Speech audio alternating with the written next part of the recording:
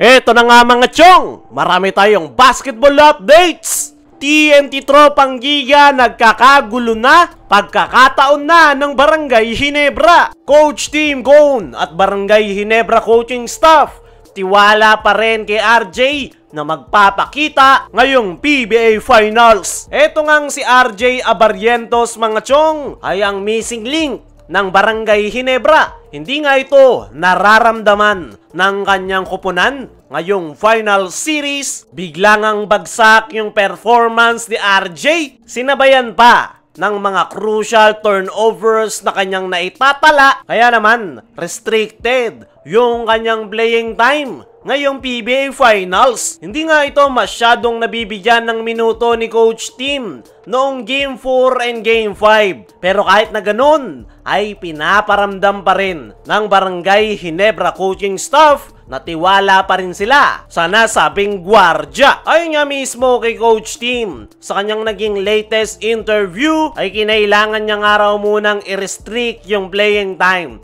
ni RJ Abarrientos dahil hindi nga daw ganun kaganda ang ipinapakita nitong performance. Dagdag pa nga ni Coach Tim ay veterano na si RJ Abarrientos in terms of knowing the game. Pero rookie pa rin daw ito pagdating kung paano silang maglaro at sa kanilang sistema na triangle offense. Marami pa nga daw dapat matutunan si RJ Abarrientos, pero kahit na ganon ay malaki pa nga rin yung tiwala ni Coach Tim sa nasabing gwardya at ine-expect nga nito na mag-step up si RJ sa kanilang mga natitirang laro ngayong PBA Finals. Inamin rin netong si Coach Tim na nasigawan niya si RJ Abarrientos matapos yung kanyang mga crucial turnovers netong final series. Pero no big deal nga raw yan para kay Coach Tim dahil lahat nga raw ng kanyang mga players ay kanyang sinisigawan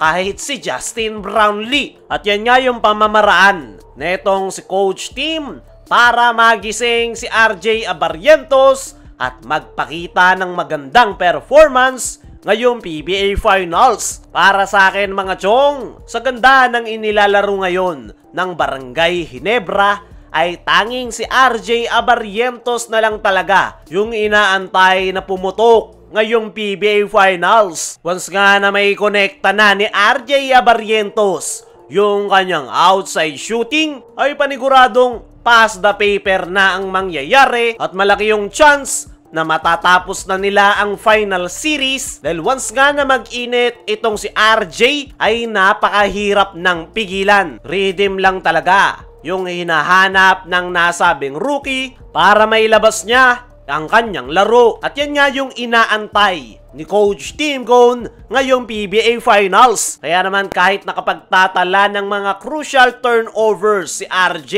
netong mga nakalipas nilang laro ay hindi nga ito sinusukuan ni Coach Tim dahil alam nga nila sa sarili nila na si RJ Abarrientos ang isa sa pinakamaasahan nila pagdating sa opensa, lalong-lalo na pagdating sa 3-point area. Naniniwala ko mga chong na sa darating na important Game 6 Finals ay magpapakita na etong si RJ Abarrientos. Kitang-kita nga kay RJ yung gigil nito na matulungan ang Barangay Ginebra. Kinakailangan lang talaga niyang mag-focus at once nga na magawa niya yan ay paniguradong mailalabas niyang muli ang kanyang magandang performance. Dumako naman tayo dito sa kabilang balita. TNT Tropang Giga nagkakagulo na, pagkakataon na ng Barangay Ginebra. As of now nga mga chong, ay magulo ngayon ang sitwasyon ng TNT Tropang Giga. Nagkaroon nga ng altercation itong si Coach Shot Reyes at Poy Eram kung saan hindi na kinaya ni Coach Shot yung puro reklamo ni Poy Eram kaya nagwala ito sa kanilang bench sa nakalipas na Game 5. At ayon pa nga kay Snow Badwa ay bukod kay Poy Eram ay nagkasigawan nga rin daw itong si Coach Shot at kanilang star player na si Calvin Oftana. Ayon kay Snow Badwa ay nagkamurahan nga raw yung dalawa kaya naman talagang magulo ngayon ang TNT Tropang Giga at ayon nga sa mga source ay hindi nga nag-practice ang TNT ngayong araw. Para sa akin mga chong, ay hindi marunong mag-handle ng players ang MVP group, lalong-lalo na ang TNT Tropang Giga. Napakarami nga nilang players na sakit sa ulo noon pa man at hindi nga nila alam kung paano ito i-handle ng maayos. Hindi gaya sa SMC na mayroong boss Al Francis Chua na kumakausap at nagpapatino sa kanyang mga players. Kaya naman, ngayong magulo ang TNT Tropang Giga, ay ito na nga yung pagkakataon ng Barangay Ginebra na tapusin na ang final series. Nabanggit ni Coach Tim na hindi madali natapusin ang final series, pero base nga sa nangyayari ngayon sa TNT ay ito na talaga yung tamang panahon para tapusin ang finals at kinakailangan nga yung i-take advantage ng Barangay Ginebra.